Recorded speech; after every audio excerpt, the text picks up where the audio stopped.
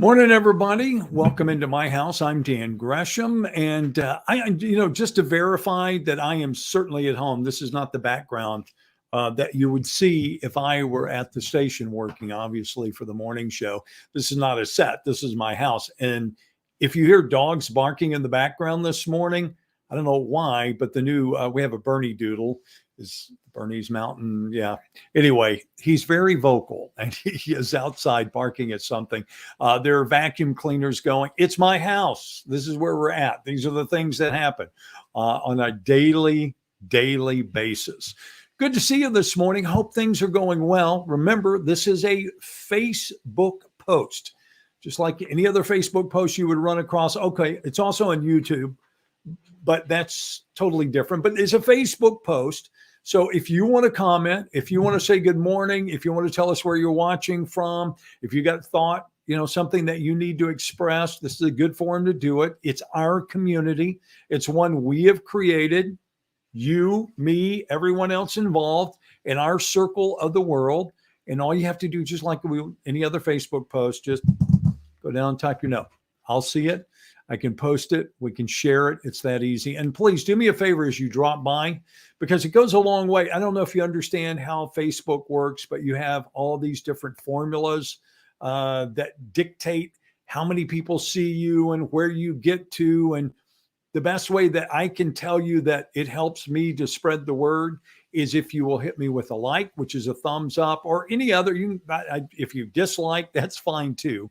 But just a mention or a comment to let me know where you've been here, that you've been here. Let's go and check on some folks who are up this morning. Say good morning to Rachel Marshall. Hi, Rachel. Alicia is up. Carlina is up this morning. George Glaze, good morning to you as well.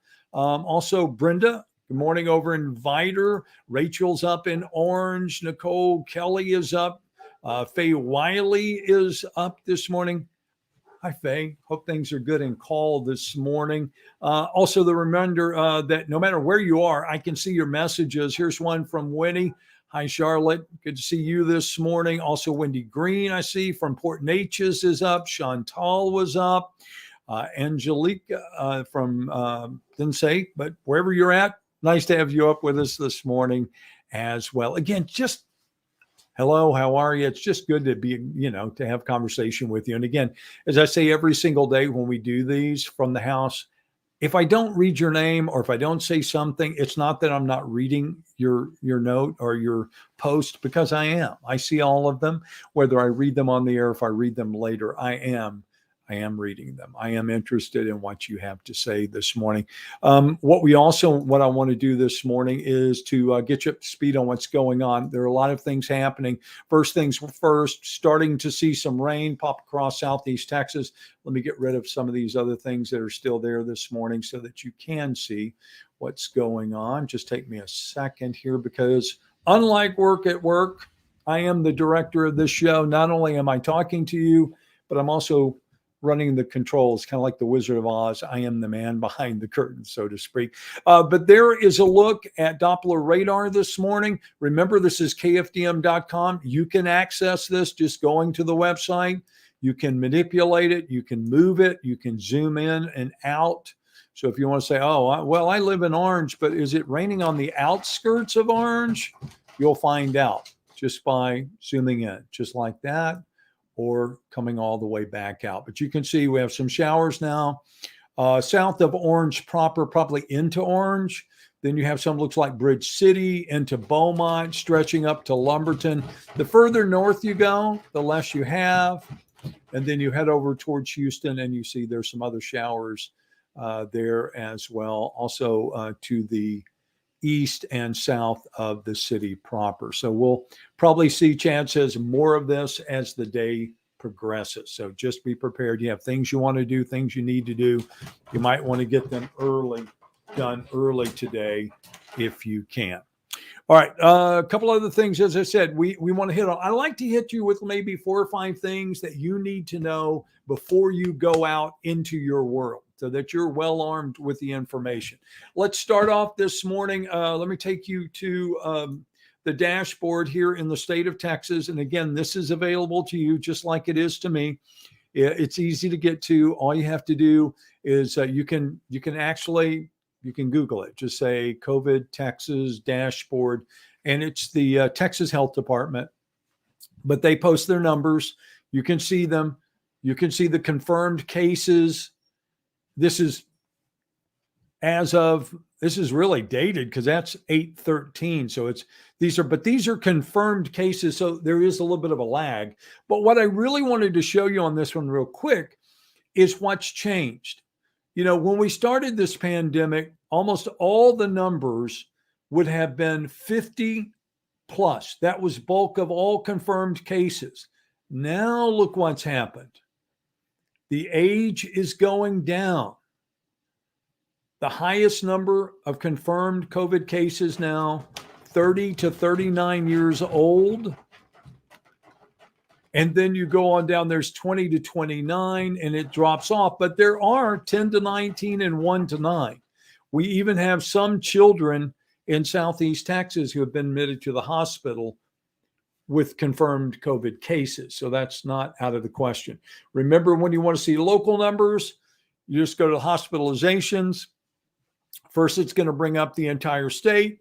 You'll be able to see all the numbers from across the state, lab confirmed patients, available ICU beds, so forth. But then the graph is also very valuable because you can come to the last date and it will show you as the numbers go up, that the last available date that they're showing there was 8/16, where you have 12,227 people in hospitals across the state of Texas. Now, if you want to know more locally, go to hospitals. At the bottom says hospitals regional. You push that bar and then you go over the side, cursor down, and find R, Trauma Service Area R. We are R. There's our numbers right there. You'll see that it shows we have 6 ICU beds, and then it breaks down the different numbers for you as far as patients are concerned. A couple of things that are happening locally to be aware of. County commissioners yesterday taking action, saying they're going to open an infusion center, which they believe would help. It's a Regeneron therapy that's been going on that doctors say they have seen progress with and they see promise in. And this could possibly help keep people out of hospitals, which again, doesn't matter what your political take is, whether you believe it or don't believe it. When the hospitals get overwhelmed and they cannot take any more patients, that is real for everyone. When you see stories like, let me see where it's at. I want to say that it's this story. Yeah, from Texas Tribune, talking about headline, New Texas COVID-19 surge could be worse than anything the state has seen yet. Then you go and you start reading what's happening around the state. In Dallas on Monday, 16 intensive care beds available to a county that serves 1.6 million. You go a little bit further down, last week in San Antonio, 26 minutes went by in that city when there were no available ambulances to respond to 911 calls in a city of 1.5 million. In a city that big, there's constantly stroke, heart attack, accidents. What happens to those people? What happens when we don't have any place to take them? That's what we should be concerned about. So if infusion therapy helps keep people out of the hospitals, that is the stated goal. That's what they want to achieve, right? Also, you can go and check the local numbers if you want to, kfdm.com. Also this morning, expect to hear from the President of the United States, the White House saying U.S. health officials are recommending all Americans get a COVID-19 booster shot to shore up their protection. Initially they were only talking about those who were compromised in some way, immune compromised, that they should get the shot. Now, apparently, it will be suggested that everyone gets a booster, no matter which one you got. And of course, a lot of it has to do with how contagious the Delta variant it is and how quickly it is spreading. As we're talking this morning, too, we're taking a look at all these different numbers. Notice that while we are the second highest percentage of hospital beds taken by COVID patients in the state, and we're close to 30%. 30%. All right. So you can go check those out for yourself. And again, one other note for you. This has nothing to do with COVID, but I think you probably should know that the people who were scheduled, the group that said they were going to buy Ford Park, 7-8 months ago, going to close, really soon, have yet again pushed back their date for closing and saying that it will now be the end of August before they can get it done. And now commissioners are saying, okay, you can kick that can down the road. That is a quote, one more time, but we've had enough. They're going to start putting some requirements on them. They're going to start asking for some hard money pretty quick. Did you realize, do you have any idea how much money a year it costs the county? $7 million a year for Jefferson County taxpayers for Ford Park. $7 million a year. And of course, the Renaissance Group said they would pay 22.2, but had yet to deliver. So we'll continue to watch that story and see what happens. Again, I don't want to keep you all morning. I know you have things to do. I've got to get going too. I have a dog that's about to knock the door down who does not like thunder. And we've got a lot of, it sounds like thunder. No, it's just my dog. But there you go. Some Beaumont, we got some showers happening. And if you're up north, looks like you may see some more before the morning is out as well. All of us may see more before the day is out. All right. Again, thanks for dropping by this morning. I do appreciate it. I will go and read your comments, see what's on your mind this morning.